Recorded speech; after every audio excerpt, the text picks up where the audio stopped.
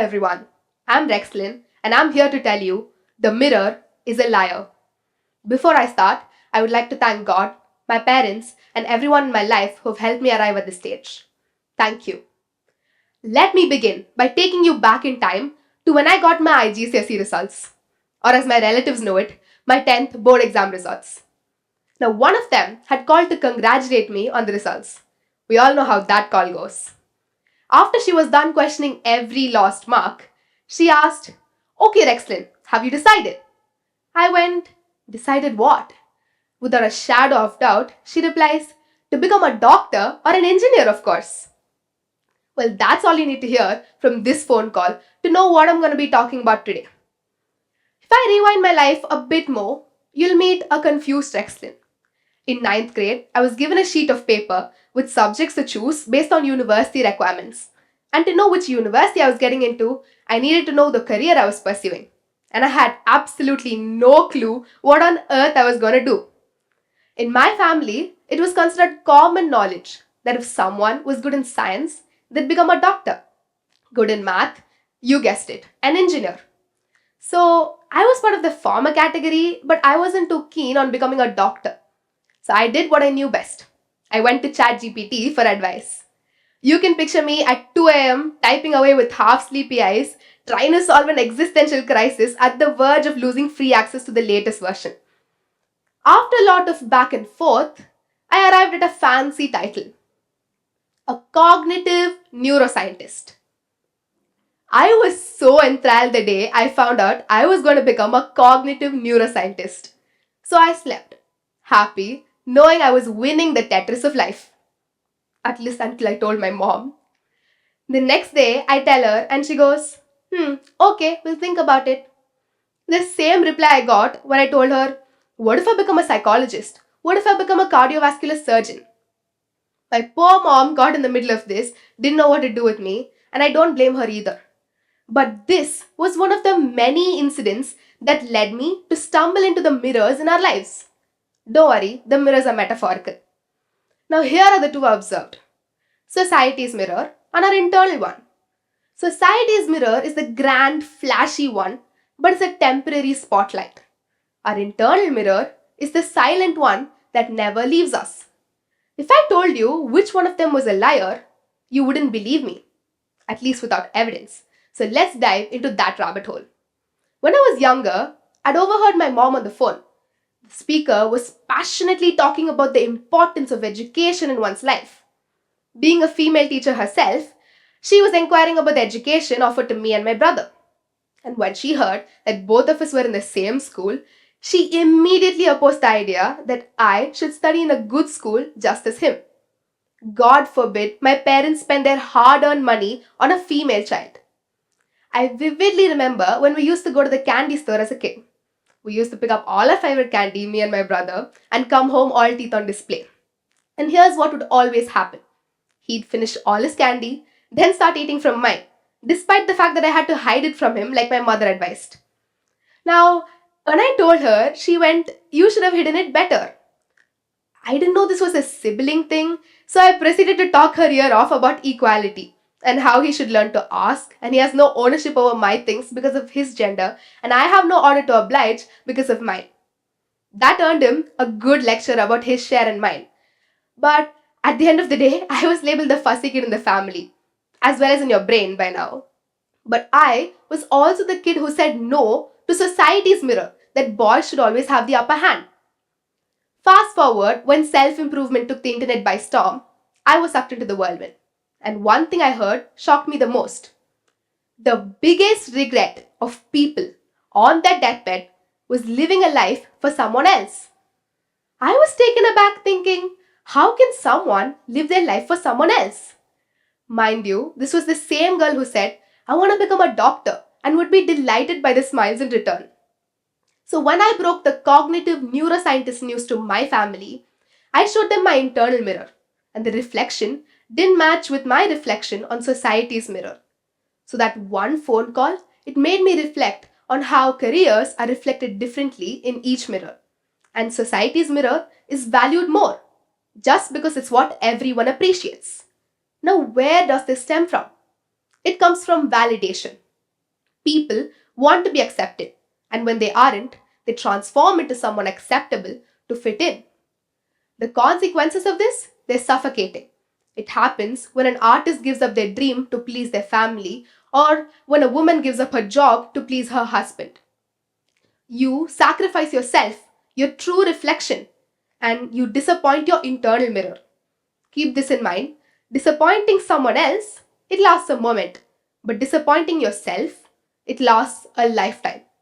So when society's mirror reflects high income, high stability jobs as the only ones worthy of the badge of honor, think to yourself, do you really want the job, or do you just want to be accepted? If your answer is the latter, it is not my place to convince you, but it is my wish to inform you that your life doesn't deserve to be lived with what ifs and wasted potential. If you can't decide what you want to do, you can follow Shonda Rhimes in the thought, do something until you can do something else. And as much as I don't want to cliche you with the it's never too late talk, trust me and forgive me, it is truly never too late. On the note of staying true to yourself, I would like to mention someone very special to me. We all have that one teacher who made us fall in love with the subject. And that teacher for me is Dr. Niranjana, my English teacher. She made me fall in love with literature. Now, after years of hard work and earning her title, she applied for a job as an English faculty member at a school. And she passed all the interviews and requirements with flying colors. But there was one thing she didn't pass: society's mirror check. She spoke English in a neutral accent, but the school wanted her to change herself and speak in a British or a Scottish accent just to appeal better on the exterior. I am proud to say that she is my teacher because she said no to a school that held up society's mirror and stayed true to hers. In middle school, I had a friend of mine who had beautiful, neat handwriting, and when I saw that her notes earned her favor from all the teachers, I copied her. Headers, highlighters, and everything. At least until I knew Pinterest was where she got her interest from.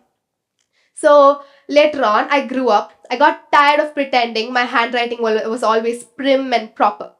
So I unleashed the chaotic beast that it truly was. My notes were no longer multicolored, unless, of course, I was bored in class. So I copied her. I borrowed a few book characters' personalities, and I saved some of my favorite movie dialogues, all to be labeled unique, likable, and accepted and validated. Now, there's nothing wrong with keeping a mental archive of your favorite movie dialogues. But when you copy, it is when you forget who you are. It happens when you follow social media for trends and when you buy other things just because other people own them. It begs the question, which mirror are we choosing to follow? We blindly neglect our internal mirror and choose who we're supposed to be by society's rulebook instead of who we are. If you've been listening closely, I've mentioned society's mirror about 10 times now. But what is this magical, mystical mirror I'm talking to you about? This mirror is held up by people, and society, by definition, is people from a country or an area thought of as a group who share customs and laws. Now, this mirror shows their judgment and validation, whether we ask for it or not. An artist can thrive in validation, but when the same collective becomes close-minded and refuses to evolve with time, the mirror turns into a liar, the kind I've been warning you about. Because this mirror, it's not made of glass, it's made of people who judge more than they understand. This mirror is actually capable of evolving, because the same mirror which valued strength in early humans now values strategy. And among the many other things that keep changing, one of them is beauty standards. I've always believed since people aren't responsible for how they look or the features they inherit, they shouldn't be judged for it. But that's not always been the case. Over time, we've been trained and it's been ingrained in us to label certain features as beautiful and certain as not. It's not only cruel and absurd to begin with, when we hold prejudice against them, it turns inhumane. For some, all this might sound simple. What is this teenage girl rambling about mirrors and whatever? But this is not a light topic to tread on. It's something people have lost their lives over. And it's not something I can change on my own. But I've never been afraid of voicing my opinion, so I'll say this. If we judge and classify people because of society's rulebook, we will never do justice to humanity. It's easier said than done for me to say, don't follow society's mirror, follow your own. But it takes courage, resilience, tenacity to follow your own mirror, especially when you won't be approved for it. It's become even harder now when there's not only your mirror, your society's mirror for comparison, but a million others, thanks to social media. At the end of the day, when you're done looking at every mirror that isn't yours and comparing yourself to a million people who you can never be and who can never be you, you end up wasting so much time. I've always loved the example of the candle in the sun. Even though the sun is considered more powerful, can you bring it into your room or ask it to shine whenever you wish? I don't think so. You can only be you, and your internal mirror will show who you are. You've signed no contract saying you must follow society's mirror. So please don't. And don't believe the lies that this mirror weaves. Okay? Now that I've given you the ingredients for a doomed fate, what if I tell you this mirror can actually turn honest? Because for a plant to thrive, it needs air, sunlight, water, nutrients. And just like that, for this mirror to become honest, it needs to uplift like air, to hold space for each unique human being. It needs to accept and embrace like sunlight, to shine equally without judgment. It needs to flow with change, like water, to move with time. And finally, it needs to support like the nutrients in the soil to help others grow.